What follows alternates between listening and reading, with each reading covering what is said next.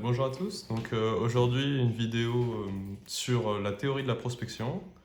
Donc pour rappel, avant de commencer, je suis Cyril, donc fondateur du cabinet Goliath, et on s'intéresse aux problématiques de génération de leads, en particulier pour les ESN.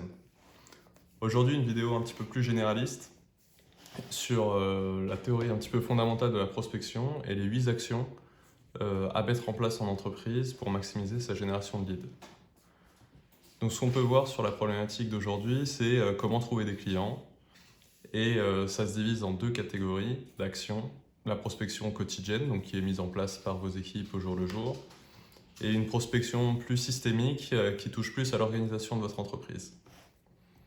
Donc tout d'abord, on va voir les 4 actions quotidiennes de prospection. La première, c'est autour de l'activation du réseau de votre entreprise, donc de vous en particulier et puis aussi de vos collaborateurs.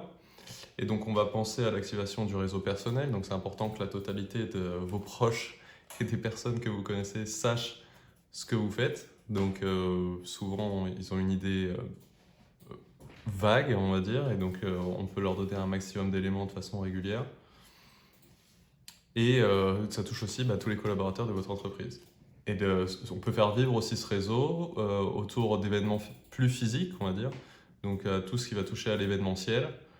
Et on peut penser aussi à des webinars ou à des LinkedIn Live. Donc l'idée cette fois-ci c'est d'être un peu dans le digital, donc à la fois nourrir son réseau de news et d'actualités régulièrement et aussi organiser des événements où tout le monde se regroupe. Donc voilà, l'activation du réseau, action numéro 1 de la prospection dite quotidienne. La deuxième action fondamentale, c'est le développement de la visibilité. Et aujourd'hui, on va parler plus particulièrement de la visibilité sur les réseaux sociaux. Donc, ça peut être LinkedIn, Instagram, Facebook, etc. Ça dépend de la nature de votre activité. Mais ça devient vraiment indispensable aujourd'hui, notamment autour des problématiques de personal branding. Donc le développement des réseaux sociaux sont très importants et chaque réseau social a ses propres codes et façons de faire. Donc vous pouvez commencer dès maintenant à investir du temps chaque semaine sur au moins un réseau social et peu à peu vous obtiendrez des résultats progressivement.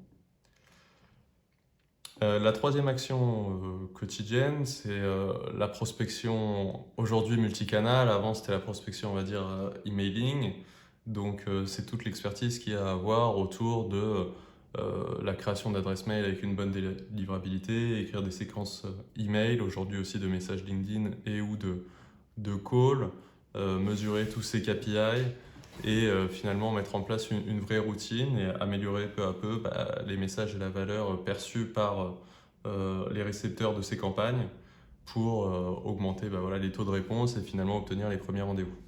Donc voilà, la prospection, anciennement purement emailing et aujourd'hui multicanal est une priorité dans les actions quotidiennes. La quatrième action quotidienne, elle est plus autour de la publicité au sens large. Donc bon, on pense bien sûr à tout ce qui est réseaux sociaux, mais ça peut marcher aussi de façon plus traditionnelle dans les médias. Donc ça peut être des affiches dans le métro, des pubs dans les journaux spécialisés, la publicité, des affiches. Ce qui est important, bien sûr, c'est d'être le plus vu possible et ça répond à les problématiques de visibilité, mais cette fois-ci, avec une publicité ciblée, on peut s'affranchir un petit peu de la création d'un réseau, d'une visibilité online très développée et rapidement toucher les personnes qui peuvent être intéressées par nos produits. Donc voilà, les premières 4 actions fondamentales autour de la prospection quotidienne, c'est pour rappel, donc activer son réseau, développer ses réseaux sociaux, mettre en place un système de prospection multicanal et travailler sa publicité. Donc ça, c'est vraiment les 4 actions de base à mettre en place progressivement au sein de son entreprise. Et maintenant, la deuxième partie des actions à mettre en place touche plus à ce qui s'appelle la prospection systémique, donc à l'organisation un petit peu plus de votre entreprise et de votre stratégie d'acquisition de clients au sens large. Donc la première chose à faire, qui paraît évidente mais qui souvent est mal faite ou qu'on arrête de faire au fur et à mesure du développement de l'entreprise, c'est l'obtention de recommandations clients. Donc pour ça, il y a deux choses à faire. C'est demander ces recommandations, parce que finalement, même nous, on n'en fait pas souvent. Donc il faut avoir l'habitude, en tout cas, d'en demander régulièrement sur les nouveaux cas d'usage qu'on traite au jour le jour. Et pour faciliter l'obtention de ces recommandations, c'est toujours travailler sur la valeur de notre offre et plus particulièrement la valeur perçue, parce que c'est toujours ce décalage entre ce qu'attendait le client et ce qu'il reçoit qui va créer cet effet wow et donner envie du coup de recommander à un proche ou de faire un témoignage euh, public. Donc voilà, donc le conseil un petit peu général là-dessus, c'est euh, de vendre 100% et de délivrer 120%. Donc c'est une phrase un peu bateau, mais l'idée voilà, c'est de ne pas survendre et de faire plus que ce qu'on a signé, on va dire, pour vraiment donner un sentiment, une sensation de prise en compte et de surdélivrance, et du coup ça déclenche ces recommandations du côté client. La deuxième action plus systémique autour de la prospection, c'est la construction de son équipe de prospection. Donc ça dépend vraiment de la nature de votre activité, de qui gère la prospection dans votre entreprise, comment elle est gérée. Ça va dépendre bien sûr de la taille de votre boîte et de la nature de votre activité, mais c'est vrai que dans les entreprises les plus petites, quand on n'a que quelques personnes, souvent c'est une seule personne qui s'occupe de ça, elle ne s'en occupe pas à temps plein. Dans les équipes qui commencent à grossir, on peut avoir des commerciaux full cycle, donc qui vont s'occuper à la fois de la prospection, à la fois de la vente. Et dans les équipes encore plus grosses, on peut avoir des gens vraiment dédiés à la prospection. Donc il y a des ratios à avoir en tête, il y a des choses à mettre en place selon la nature de son activité et de notre temps de cycle de vente. Et donc ça, c'est une vraie réflexion à avoir assez rapidement sur qui s'occupe de la génération de leads. Et donc ce qu'il faut garder en tête surtout, c'est qu'il y a un vrai décalage entre le moment où on commence à chercher nos leads et au moment où on commence à les avoir. Donc la prospection doit être une action continue dans vos process et dans vos activités de la semaine. La troisième action plus systémique au niveau de la prospection, c'est l'utilisation des agences.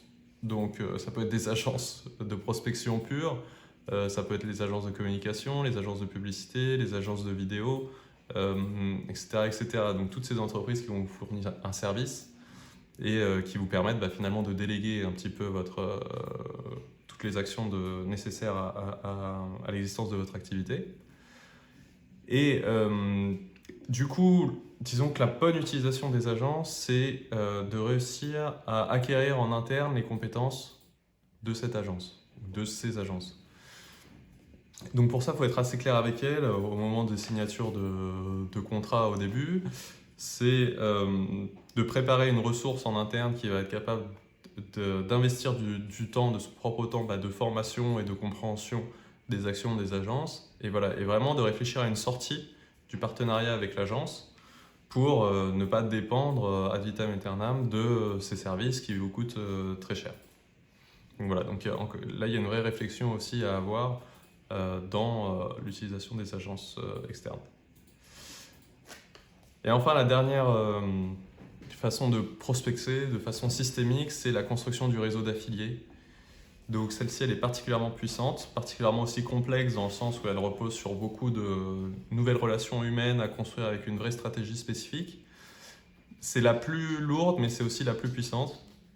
Donc ce qu'il faut voir, c'est que souvent, quand on va chercher un chiffre d'affaires ou un résultat sur l'année avec son équipe de commerciaux, on va chercher souvent des nouveaux clients, des nouveaux leads, des nouveaux contacts. Et on essaye de créer des nouvelles relations directement avec l'acheteur premier. Mais ce qu'il faut voir, c'est que en fait, les clients qu'on vise, souvent, ils sont démarchés ou touchés par d'autres acteurs. Et plutôt que nous de vendre en direct, on va aller chercher les clients qui sont déjà associés à ces autres acteurs. Je vais vous donner 2 exemples concrets pour que ça vous parle un peu plus. Mais un exemple assez facile à voir, par exemple, c'est sur de la vente de produits physiques. Si on prend le cas, si vous vendez des soins pour le corps, par exemple des produits hydratants ou des choses qui aident au bon fonctionnement des articulations, des choses comme ça. Donc voilà, sur des produits plus santé, vous pouvez les vendre directement en physique ou sur les réseaux sociaux ou ou avec de la publicité en ligne. Donc ça marche, mais du coup, c'est directement vous qui allez chercher le nouveau client. Et vous pouvez aussi construire des partenariats avec des salles de sport, par exemple, qui peuvent aussi recommander ou mettre en avant vos produits, avec des ostéos, des kinés, ou avec des pharmacies. Donc voilà, donc vous voyez tout un ensemble d'acteurs qui ne sont pas vos clients directs, mais qui peuvent distribuer ou vendre vos produits. Donc là, c'est le cas d'un produit physique. Je vais te donner un deuxième exemple sur un service. Donc par exemple, si vous êtes un cabinet de recrutement, donc vous devez à la fois trouver les entreprises qui recrutent et à la fois trouver les candidats. Et bien du coup, cette fois-ci, ça peut être intéressant par exemple d'aller nouer des partenariats ou des relations avec les écoles. Parce que les écoles, par exemple, fournissent tous les ans des nouveaux candidats. Et donc si vous avez la primeur finalement ou la connaissance directe des nouveaux sortants, ça vous fait un pool de candidats à recommander. Et inversement, vous pouvez aussi vous rapprocher des organisations qui s'occupent par exemple des levées de fonds, parce qu'une entreprise qui fait une levée de fonds, il y a de fortes chances derrière qu'elle recrute en masse assez rapidement. Et donc là, vous pouvez aussi avoir tout un pool de demandes assez fort. Donc voilà, donc ça c'était la dernière action systémique. Comme vous pouvez le voir, c'est l'action la plus complexe, mais aussi la plus puissante. Elle repose vraiment sur des partenariats humains à mettre en place au fur et à mesure. Donc voilà, pour les 8 actions fondamentales en prospection, là on est vraiment sur la théorie de la prospection, des actions plus quotidiennes que vous mettez sûrement déjà en place, en partie ou à compléter, et des pistes plus systémiques, par exemple sur tout ce qui est recommandation ou la construction de l'équipe, on le fait de façon un peu naturelle, mais on ne va pas forcément systémiser ces actions-là, alors que quand elles sont faites très régulièrement et qu'elles sont pensées et améliorées, elles ont des résultats beaucoup plus importants, des effets cumulés beaucoup plus importants que la prospection directe.